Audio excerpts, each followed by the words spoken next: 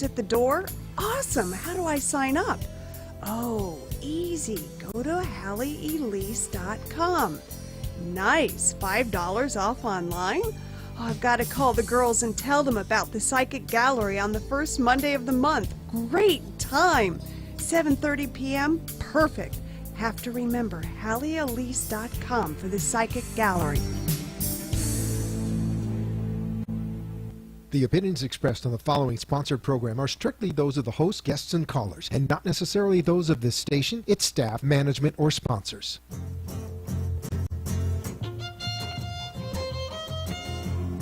Welcome to the Halley Elise Show, featuring your host, empowerment psychic Halley Elise. She is an author, psychic, and media personality, and has been listed as one of the top 100 psychics in America. Empowerment psychic Halley Elise shares the spiritual, metaphysical, holistic, and magical powers of the universe. Follow Halley on her website at HalleyElise.com, and all her shows can be seen via live stream video. Now, here's your host, empowerment psychic Halley Elise. Hello, everyone, and once again, thank you for tuning in to the Halley Elise Show, whether you're listening on the radio or you're watching on web TV.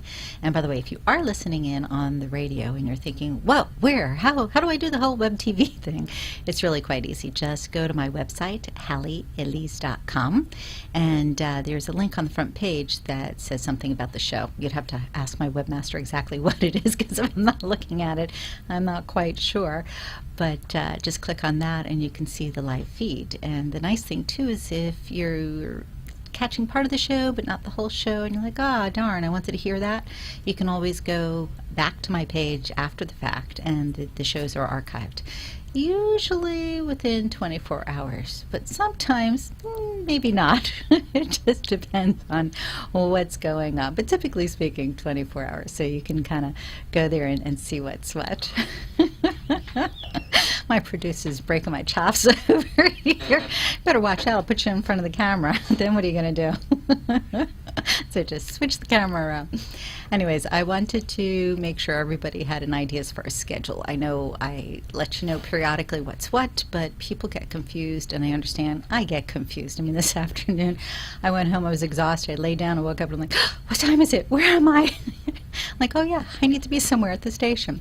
So anyways, first Monday of the month, just as a reminder, is the Psychic Gallery. And actually next month is the holiday on the first Monday. And sometimes I change things around, but I thought, you know what?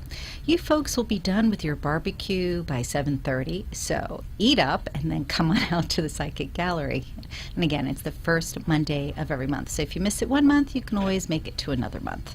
And actually, on the Psychic Gallery page, which also you can find on my website, there are some comments from people who have attended. So if you're thinking, yeah, I don't know, go see what they have to say and see if you feel that it's something that would work for you. Now, just because I am conducting and facilitating the Psychic Gallery doesn't mean that I'm not on the air, which in other words means there's a repeat on Mondays or a rebroadcast, whatever you'd like to call it. My producer keeps promising me that he's going to actually come out to the gallery, but we'll see if that happens at some point. And then we can share with you not only live feed, but also the event, at least part of it live, because the event's 2 hours and, the show's a half hour, so yeah, give or take. But anyways, so again, first Monday of the month. And as I said, when I'm not at the gallery, I am here at the station.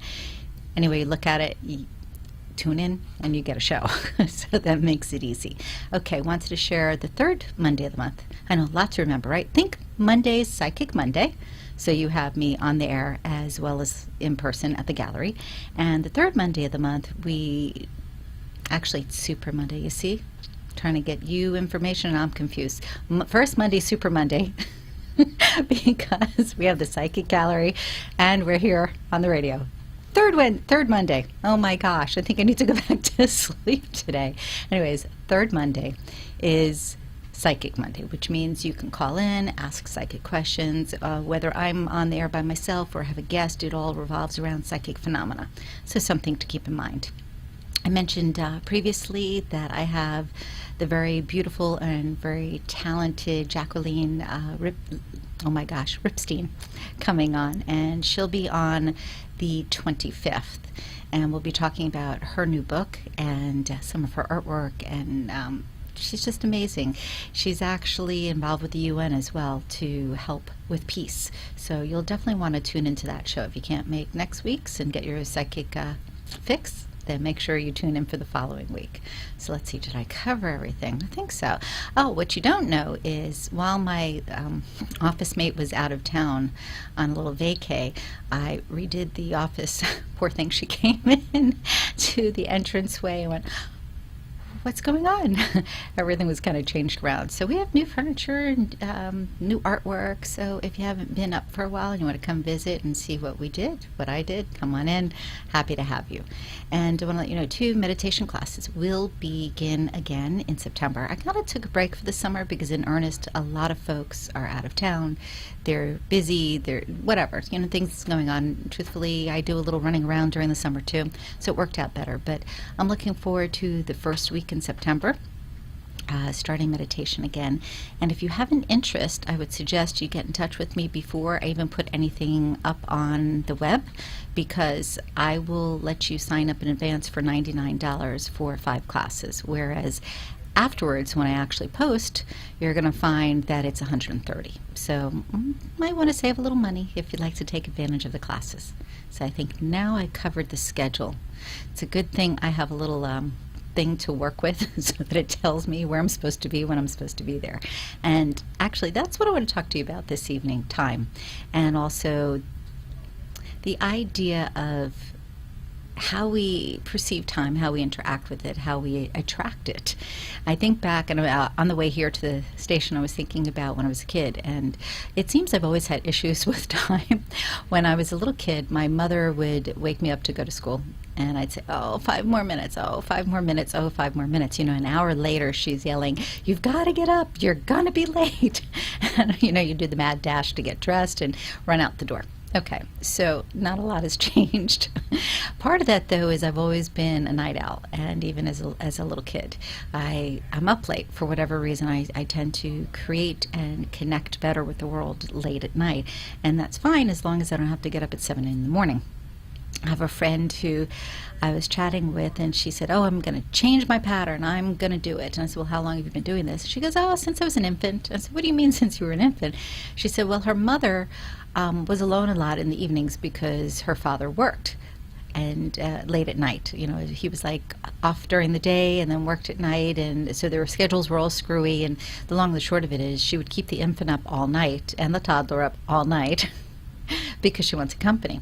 So even when she was in grade school and even in high school, she would stay up late at night because it was kind of habitual. So here she is now in her and she's saying, I want to change. So she made a real good conscious effort for about 2 weeks, and I think out of the 2 weeks she was able to actually stay up during the day and go to sleep at what somebody would consider a reasonable hour for maybe 2 days. I really believe that some people their inner clocks work differently than others. They connect differently with the universe at large. It's a matter of what your comfort level is.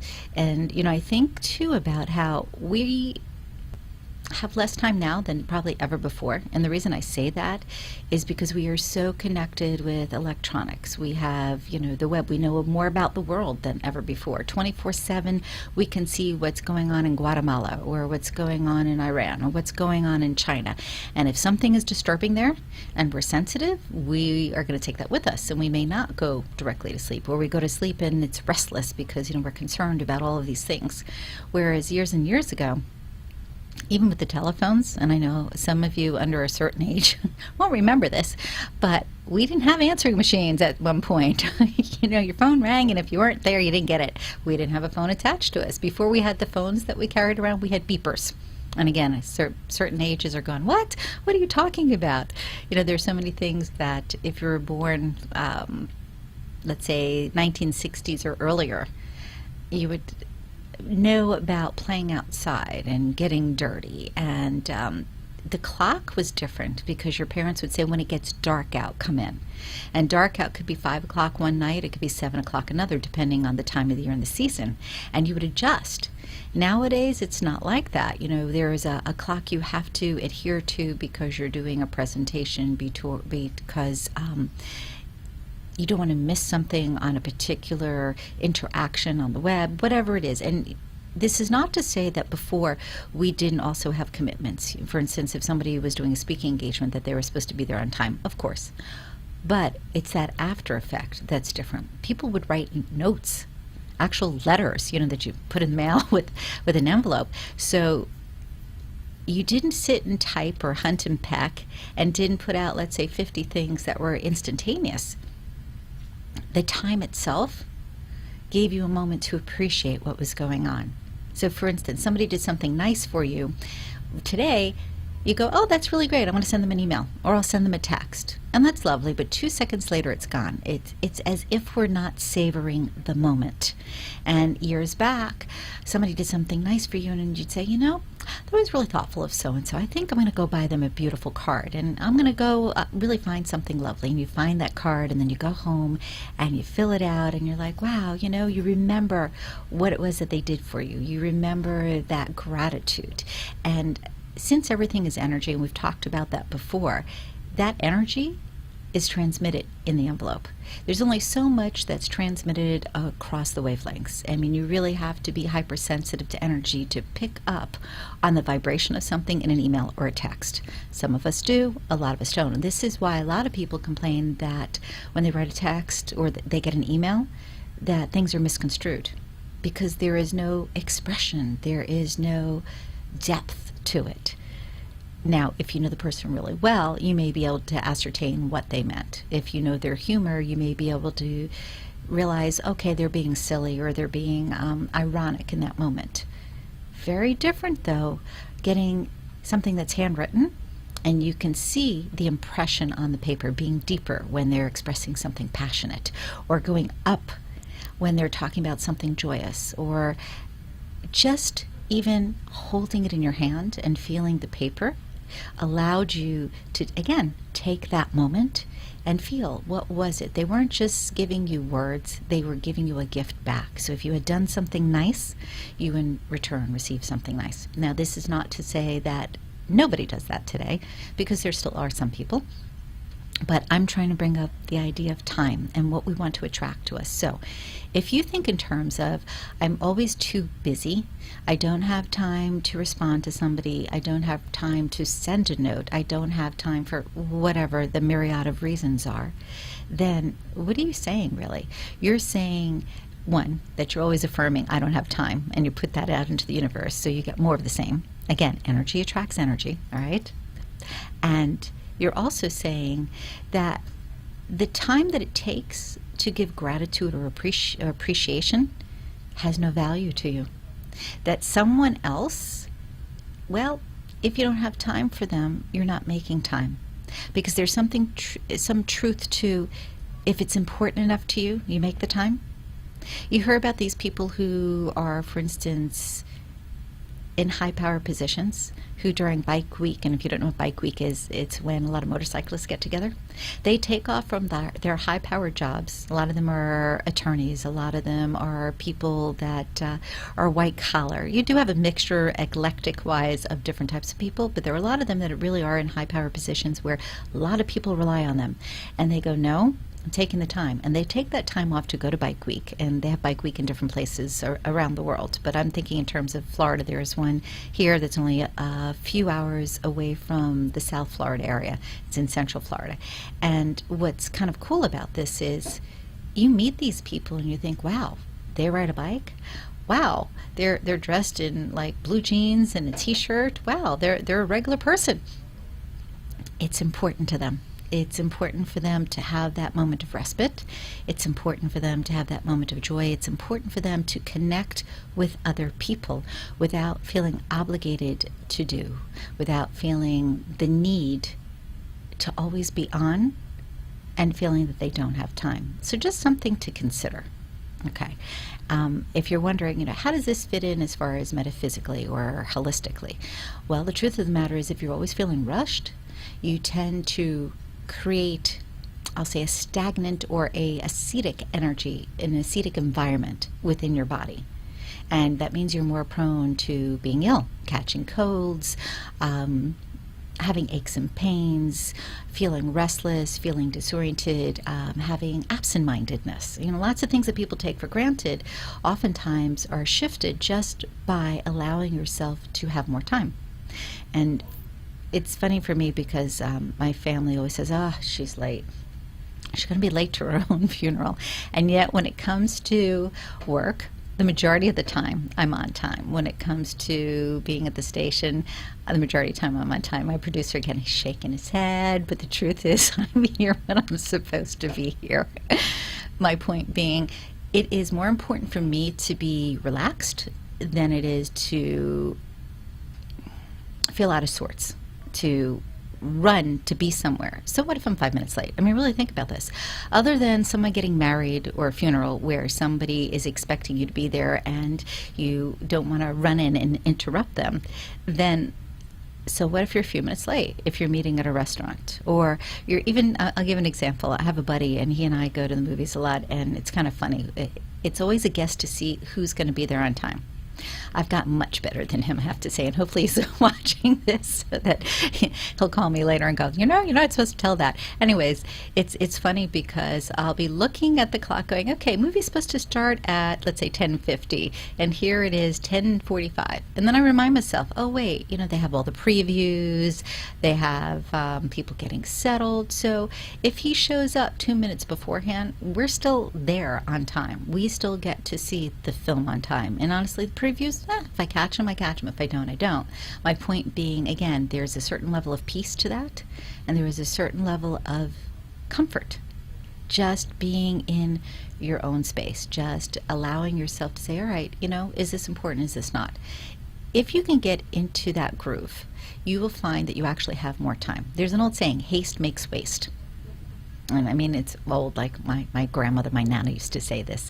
And it really has to do with, if you are rushing about, you make errors. If you are rushing about, sometimes you end up doing things twice. And I'll give you an example. You go to walk out the door and you're headed out somewhere and you get in the car and you're halfway there and you go, oh, I forgot. Whatever it was you forgot, and you have to run back.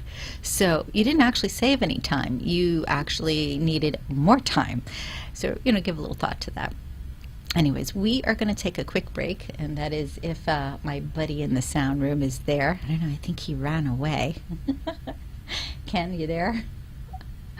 Maybe not. Okay. I might be a little ahead today. How do you like that? Time-wise, I'm 4 minutes ahead. And here I thought I was late. I'm kidding. Okay. So I guess we'll wait 4 minutes. Bottom line is, think in terms of what do you want to attract into your world. Do you want to attract peace? Do you want to attract calm? Do you want to attract success? All of these things are interconnected, and they are interconnected with your perception of time as well as your perception of how to orchestrate the different events. Now, obviously, if there is something that you desire and you ignore it, it's very unlikely that it's going to fall into your lap. By the same token, if all you do is work on something and you never allow yourself any time to breathe in between, then you do not think clear-headed enough to be able to complete everything. Now, if you would see what's going on here in the station, you would laugh. I've got really good peripheral vision. I'm just going to share. The producers are pointing at each other for different things that are being said. I love it. Anyways, the point being, take a moment while we go on break, and I know it's not a full 4 minutes, but we can do it anyways. And think in terms of, what do you want? What would you like to see manifest in your world, and how is it that you are using your time? We'll be back in just a moment with the Halley Elise Show. Thank you. Bob, did you see Halley Elise in the paper? Who? The empowerment psychic, Halley Elise. They did a 2-page write-up. The columnist was enthralled. Halley went right to an issue that she was dealing with. I'm looking at HalleyElise.com right now. What are you thinking? Should we schedule an appointment? Matter of fact, yes. You have issues with Sue and me, my business. Take a look at her background. It's impressive, and she has decades of experience. I want to put it on my iPad. What's her info? Empowerment Psychic Halley Elise. HalleyElise.com. 561-755-2166. Spell it. HalleyElise.com. So it's HalleyElise.com and 561-755-2166, right? 561-755-2166. That's it. You're listening to Empowerment Psychic Halley Elise, and she invites you to visit her website for more information about all that she does at HalleyElise.com. Now, back to your host, Empowerment Psychic Halley Elise. I don't need the finger. Did you catch that? Hi, we're back. It's funny that the break happened at a funny place. We're having a good time here today, talking about time and moving things along and being on time. And I was being razzed on the break because I kind of ran in. I took a little nap earlier and I overslept. As I said, if it was late night, if we filmed at midnight, we wouldn't have any problems. Actually, I don't know if any of you remember the Push and Pull show, and it was called Push and Pull at Midnight, that I used to do years ago. And our show was at midnight on Saturdays, and we were always on time. We never had a problem. Anyways, before the break, I had suggested give some thought about, what it is that you want. And what I'm going to suggest is, in as much as you might think that you do not have time, make a commitment to yourself to give yourself 3 minutes a day to A, daydream, and B, write. And if you're thinking, well, how is that supposed to do anything? Allow yourself to close your eyes for a moment and really anticipate what does it look like if you had what you wanted. And then sit down and write it out and be as elaborate as you can. And even if you're thinking, what, it doesn't make sense, I already thought about it, 3 minutes. I'm not suggesting that you spend an hour. I'm suggesting 3 minutes. Do you think your life is worth 3 minutes a day to have what you want? You'd be amazed at how when we feed our subconscious minds with what we want and we put it out into the universe on a consistent basis, how it comes to form. Think and Grow Rich, if you're familiar with the book, Napoleon Hill. Amazing book. Amazing. It's probably in its 60th edition. And there's a page in there that talks about how you should think and how you should speak and how you should set things up before you go to sleep at night. So, something to think about. I hope you enjoyed this evening's show. Like I said, if you missed any part of it, check the website, HalleyElise.com, and you can check out the archive. I thank you. And next week, remember, Psychic Monday. See, said it right. Good night, all.